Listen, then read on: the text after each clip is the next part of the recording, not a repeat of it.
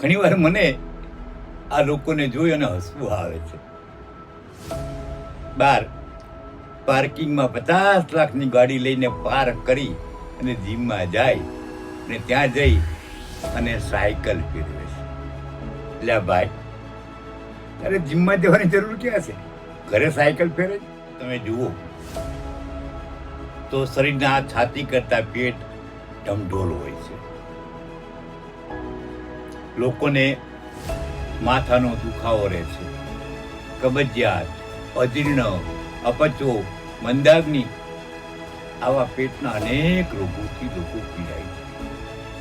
રેસાવાળા લીલા શાકભાજી એ માણસને નિરોગી રાખવામાં બહુ સહાય કરે છે. આયુર્વેદિકમાં એક મસ્ત વાક્ય કહ્યું છે,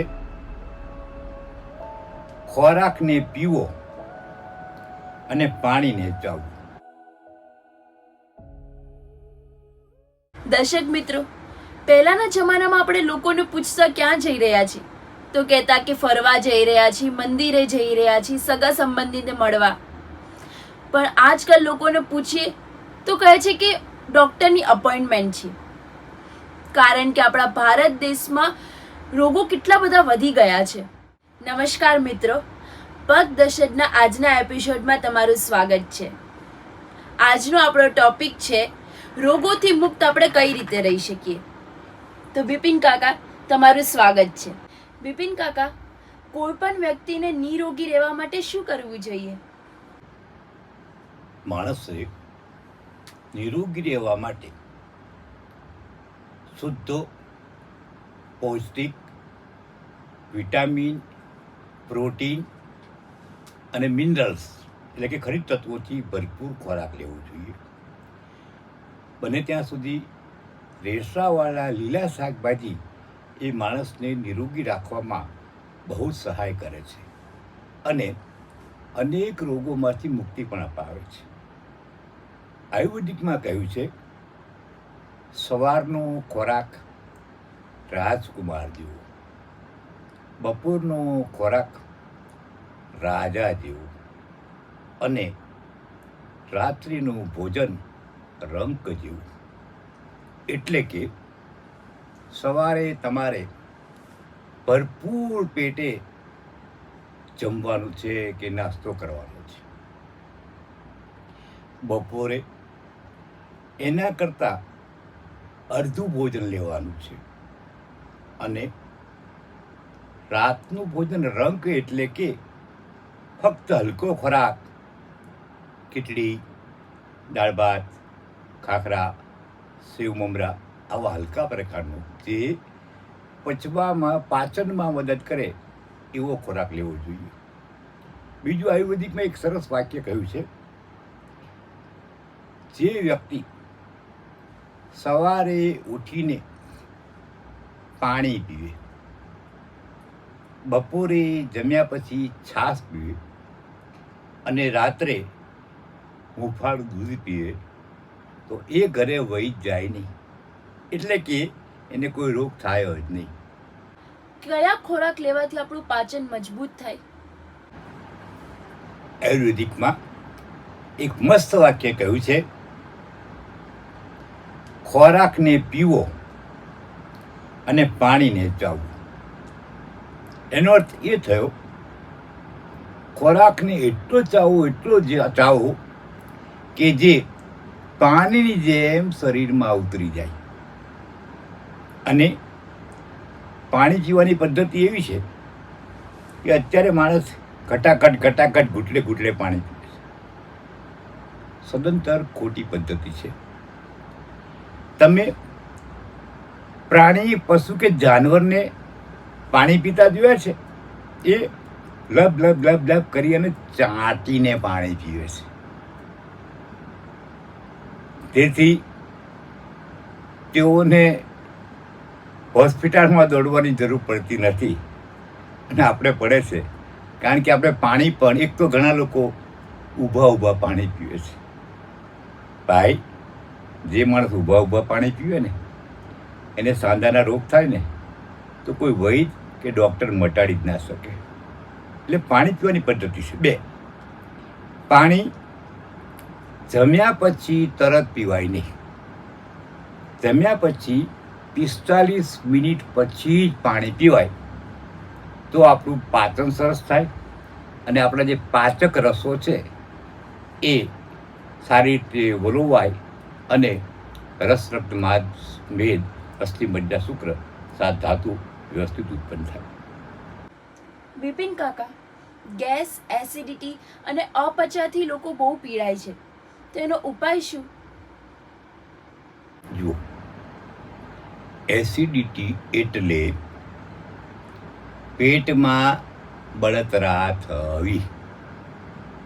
એનું કારણ એક છે કે શરીરમાં વાત પિત્ત અને કફમાંથી પિત્તનું પ્રમાણ જ્યારે વધે, એટલે કે વધારે પડતા ખાટા, તીખા અને તળેલા પદાર્થ ખાવામાં આવે ત્યારે એસિડિટી થાય.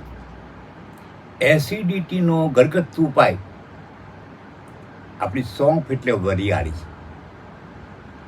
અને જીરું અને સિંધવ નમક, આ 3 બહુ ઉપયોગી છે. એ સિવાય પણ ઘણીવાર ગળ્યું દૂધ એ પણ આપણને એસિડિટીમાં ફાયદો કરે છે. ટૂંકમાં કહેવાનું તાત્પર્ય છે કે તીખા, તળેલા, ખાટા પદાર્થનું સેવન ઓછું કરો તો આપમેળે એસિડિટી ઉત્પન્ન ન થાય.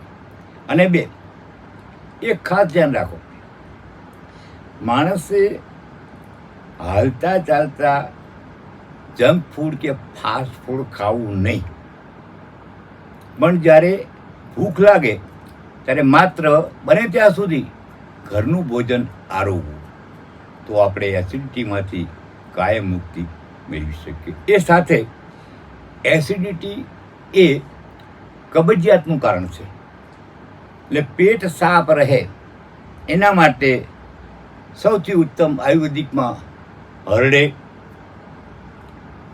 ઇમેજ, સોનામુખી જેવા પદાર્થો આપેલા છે.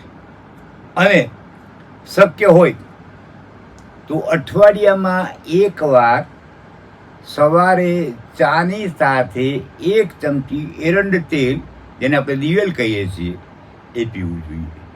તો આનાથી આ રોગોમાંથી આપણને સદંતર મુક્તિ મળી જાય. આજકાલ તમે જુઓ તો શરીરના છાતી કરતાં પેટ ઢમઢોલ હોય છે. લોકોને માથાનો દુખાવો રહે છે, કબજિયાત, અજીર્ણ, અપચો, મંદાગ્નિ, આવા પેટના અનેક રોગોથી લોકો પીડાય છે. એનું એક જ સરસ મજાનું કારણ છે, ચરક સંહિતામાં આપ્યું છે, મંદાગ્નિ. મંદાગ્નિ એટલે કે તીવ્ર કડક ભૂખ લાગવી જોઈએ અને જે ખાવ તે પચી જાય. પણ એ ક્યારે?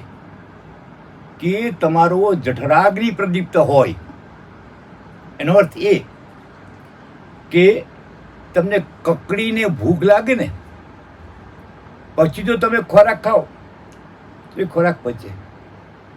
અને આજકાલ તો આપણે જોઈએ છીએ લોકો હરતા ફરતા રેસ્ટોરાંમાં જાય છે, મોટી મોટી લોજ કે હોટલોમાં જાય છે. વારે ઘડીએ ભૂખ ન હોય તોય પેટ ઉપર બળાત્કાર કરે છે. આ જઠરાગ્નિના ઉપર થયેલો બળાત્કાર અજીર્ણ, અપચો, ગેસ, એસિડિટી એને નિર્મિત કરે છે. 2, કે અત્યારે તમે જુઓ તો લોકોને ઘરનું ભોજન ભાવતું નથી અને હોટલનું ભોજન ભાવે છે. મંચુરિયમ જોઈએ, પીઝા જોઈએ, પાસ્તા જોઈએ, ઉત્તાપમ જોઈએ, પેલા નૂડલ્સ જોઈએ. આ ખરેખર આપણા દેશનો ખોરાક નથી. આયુર્વેદિકમાં એવું કહ્યું છે કે જે સ્થળ ઉપર જે વનસ્પતિ ઉગતી હોય, જે શાકભાજી ઉગતા હોય, એનો જો ઉપયોગ કરવામાં આવે તો માણસની પાચન શક્તિ સારી રહે. અને 2, આથાવાળી વસ્તુ, ઢોકળા, ખમણ, હાંડવો, જલેબી, દહીં, અથાણું, એનું પ્રમાણ મર્યાદિત રાખવું જોઈએ. આ બધા પદાર્થ છે આથાવાળા, જેને ખટાશયુક્ત કહેવામાં આવે, એ આપણા શરીરમાં કાચો આમરસ અને અત્યારે જે લોકો કહે છે ફેટી એસિડ, આ બધું વધારે. આના કારણે શરીરમાં મેદનું પ્રમાણ વધે. એ બિપિન કાકા, સૌથી સારામાં સારી કસરત કઈ? આજકાલ લોકો જીમમાં જાય છે. ઘણીવાર મને આ લોકોને જોઈ અને હસવું આવે છે. બહાર પાર્કિંગમાં 50 લાખની ગાડી લઈને પાર્ક કરી અને જીમમાં જાય અને ત્યાં જઈ અને સાયકલ ફેરવે છે. એટલે ભાઈ, તારે જીમમાં જવાની જરૂર ક્યાં છે? ઘરે સાયકલ ફેરે છે. કહેવાનું તાત્પર્ય એક કે સૌથી શ્રેષ્ઠ એક્સરસાઇઝ હોય તો એ છે walking is the best exercise. ચાલવાથી શરીરના તમામ અંગોને કસરત મળે છે, પાચન સારું થાય છે, ડાયજેસ્ટિંગ સિસ્ટમ સુધરે છે, ઝાડો સારો ઉતરે છે, પરસેવો વળે છે, ડાયાબિટીસમાં ફાયદો થાય છે. વધારે ચાલવાથી મેદ ઓછો થાય છે. અત્યારે તમે જુઓ તો ઘણા રોગો, ખાસ કરીને સાંધાના કે નીચેના કે કમરના દુખાવા, એ મેદના કારણે છે. અને 2, વાયુ. આયુર્વેદિકમાં એવું કહ્યું છે કે વાયુના કારણે 84 પ્રકારના રોગ થાય. અને જનરલી કોઈ પણ દુખાવો એ વાયુનું કારણ હોય છે.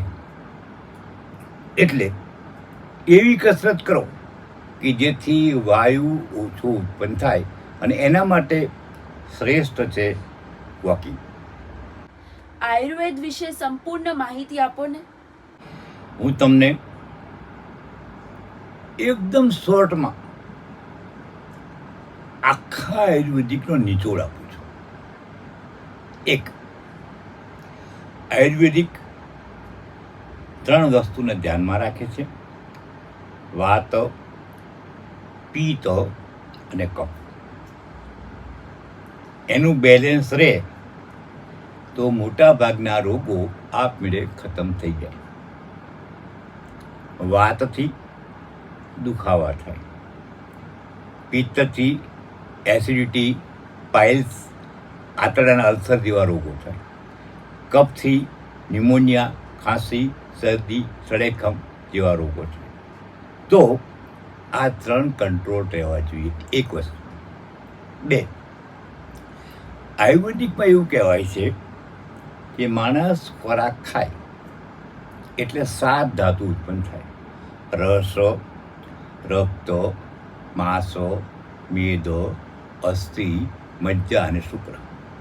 જો આ 7 ધાતુનું પ્રમાણ જળવાઈ રહે તો આપમેળે તમે રોગમુક્ત બની શકો.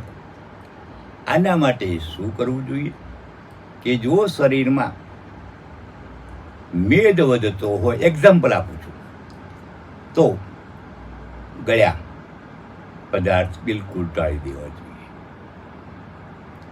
2, ઘી કે માખણ, મલાઈ કે માવામાંથી બનતી વસ્તુઓનો ત્યાગ કરવો જોઈએ. 3, ભૂખ લાગે ત્યારે જ ખાવું. ભોજન નિયમિત સમયસર લેવું. શરીરમાં પાણીનું પ્રમાણ જળવાઈ રહે તેવી કાળજી રાખવી. આ ઉપરાંત મેદ વૃદ્ધિ માટે જવાબદાર મારી દ્રષ્ટિએ બેઠાડું જીવન છે. આજકાલ તમે જુઓ તો બહેનોને, સ્ત્રીઓને બધું જ તૈયાર મળે છે, રેડી મટીરિયલ. પહેલાં જંગલમાં લાકડા લેવા જતા, ઘરમાં ઘંટીથી લોટ દળતા, કૂવે પાણી ખેંચવા જતા. આ બધી એક પ્રકારની કસરતો હતી. ત્યારે આજકાલ તમે જુઓ તો કોઈ પણ વ્યક્તિને ચાલવું ગમતું નથી, મહેનત કરવી ગમતી નથી, શ્રમ કરવો ગમતો નથી, પરસેવો પાડવો ગમતો નથી. પછી મેદ વધે ને, અને મેદ વૃદ્ધિ તમે યાદ રાખજો એ અનેક રોગોનું કારણ છે. હૃદય રોગ, સાંધાના દુખાવા, કોલેસ્ટ્રોલનો વધારો, અને આ બધા એ આપણા શરીરના કિડની, લીવર બધા ઉપર અસર કરે. એટલે બેઠાડું જીવનનો ત્યાગ કરો, થોડો મહેનત કરો, થોડી પરિશ્રમ કરો, તો આપને સરસ મજાનું લાંબુ દીર્ઘ આયુષ્ય ભોગવી શકશો. તો દર્શક મિત્રો, આજના એપિસોડમાં આપણે જાણ્યું કે રોગોથી મુક્ત કઈ રીતે થવાય. તો આપણે મળીશું નેક્સ્ટ એપિસોડમાં નવી વાતો સાથે. ત્યાં સુધી પગદર્શક ચેનલને લાઈક, શેર અને સબસ્ક્રાઇબ કરી લો.